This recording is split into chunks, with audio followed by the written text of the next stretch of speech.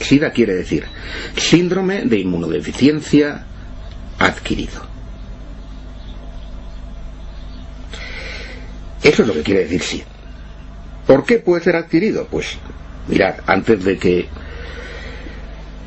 se le atribuyera un virus, se sabía que había un síndrome de inmunodeficiencia nutricional adquirido. Era el SINA, que padecían los países pobres por no tomar suficientes proteínas. Si no tomas suficientes proteínas, si además tienes infecciones constantes, entre otras cosas porque no tienes acceso al agua limpia, tienes un síndrome de inmunodeficiencia adquirido.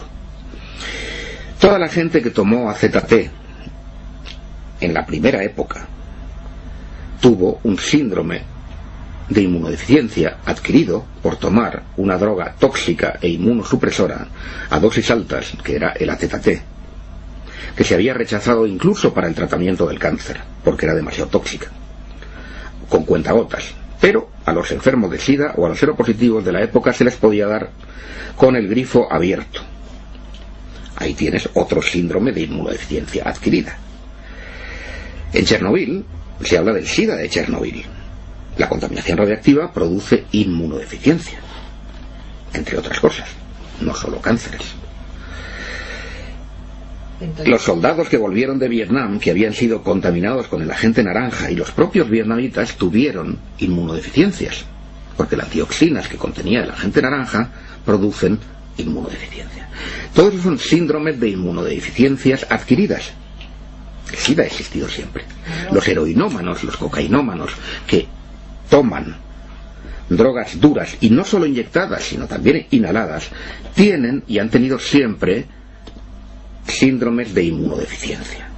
Si tú tomas mezclas de drogas, no duermes, no comes bien, acabarás teniendo, tu sistema inmunitario acabará claudicando, tarde o temprano, y tendrás una inmunodeficiencia. Tú y yo y cualquiera.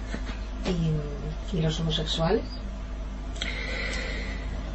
Los homosexuales es otro problema, pero está ligado con este, porque los homosexuales que tuvieron SIDA inicialmente eran los máximos consumidores de drogas, y algunas en exclusiva, por ejemplo los poppers. Y los poppers producen sarcoma de Kaposi, que fue lo que se llamó el cáncer gay, que no aparecía en mujeres, sino exclusivamente en homosexuales que tomaban ese tipo de droga que no toma otra gente normalmente. Tienes una buena prueba que de hecho no pasó desapercibido a los científicos con sentido común, y muchos inmediatamente se dieron cuenta de la relación que había entre los poppers y la epidemia de sarcoma de Kaposi que estaba habiendo, pero les dijeron que por ahí no. La hipótesis de las drogas se bloqueó totalmente. En resumen, tú estás preguntando por qué unos, por qué otros. En África está claro, es una forma de redefinir las enfermedades de la pobreza, que producen inmunodeficiencia, evidentemente. África es cada vez más pobre. Es expoliada de sus recursos, como sabemos, y eso hay que cubrirlo. Y además sobra gente, que ese es otro tema. En Occidente, las drogas legales e ilegales que producen inmunodeficiencia son responsables de la mayor parte de lo que se ha llamado SIDA. En resumen.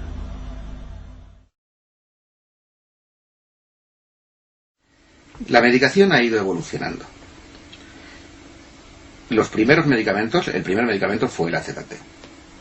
El AZT era quimioterapia para el cáncer, y así lo sacó el laboratorio Burroughs Wellcome, 30 años de que empezara a usarse para el SIDA. Entonces se consideró, no se le dio la autorización porque era súper tóxico. Cualquier quimioterapia para el cáncer todo el mundo sabe que es tóxica. El sistema inmunitario se va a la porra, los glóbulos rojos se van a la porra y tienes anemia, la mucosa intestinal se destruye, etcétera, etcétera. Pero este era todavía más, así que no se aceptó. Ni siquiera como se da la quimioterapia no se da en continuo, se da a dosis fraccionadas, se hacen análisis antes de cada ciclo. Aquí no, aquí se dio, usted tómelo ya de por vida, a dosis muy altas. Y como digo, no quedó nadie. Se cargaron a todo el mundo. La medicación que se da ahora, los antirretrovirales de ese tipo, y el AZT incluso se sigue dando, pero a dosis mucho más pequeñas. Se mezclan con otros medicamentos. Pero de cualquier modo, el problema no es el tratamiento. El problema es el diagnóstico. Los primeros test que se hicieron fueron el test ELISA. El test ELISA, hay que saber que se patentó el mismo día en el que el doctor Gallo se presentó con la ministra de Sanidad ante las cámaras de televisión para decir que ya sabían qué es lo que pasaba y que era un virus el que causaba esas enfermedades. Ese mismo día descaradamente se patentó el test. El test son royalties, el dinero. El test ELISA da más de un 80% de falsos positivos. Y no lo digo yo, lo dice el New England Journal of Medicine, que es la revista más prestigiosa de medicina occidental, en un estudio hecho sobre aspirantes a la Marina de los Estados Unidos, sobre decenas de miles. Entonces decimos, bueno, habría que plantearse cómo es que seguimos pagando de nuestros bolsillos un test que da más del 80% de falsos positivos. Respuesta de los oficiales, pues porque luego, ya lo sabemos, pero luego lo confirmamos con otro, que es el Western Blot, que ese es 100% fiable. Eso es lo que os dirá Nájera, el doctor Nájera, en España, por ejemplo, lo ha dicho. Pregunta siguiente: doctor, entonces, ¿por qué en Inglaterra está prohibido? Por no ser fiable. Los test de anticuerpos dan positivo en más de 70 circunstancias que sepamos, documentadas en la literatura científica, que van desde el haber tenido muchos embarazos hasta haber tenido hepatitis, enfermedades reumáticas como la artritis, por ejemplo, o el haber sido vacunado. Luego vinieron los test de virus. En realidad los test de virus se hicieron desde el principio, los test convencionales de virus. Pero no se hacían sistemáticamente. ¿Por qué? Porque no se hacían test de virus igual que se hacen para la hepatitis o para otras cosas. Pues muy sencillo, porque muchas veces daban negativos, aunque la gente se estuviera muriendo. Entonces, que te estuvieras muriendo de SIDA o en estados terminales y que no tuvieras el virus era un pequeño problema. Así que dejaron de hacerlos. Incluso renombraron los casos. Centros de Control de Enfermedades de Atlanta, con Anthony Fauci, de los Institutos Nacionales de la Salud, establecieron un acuerdo por el cual, si tú tenías SIDA, pero en los test de virus no había virus, ya no tenías SIDA. Tenías linfocitopenia idiopática de los CD4.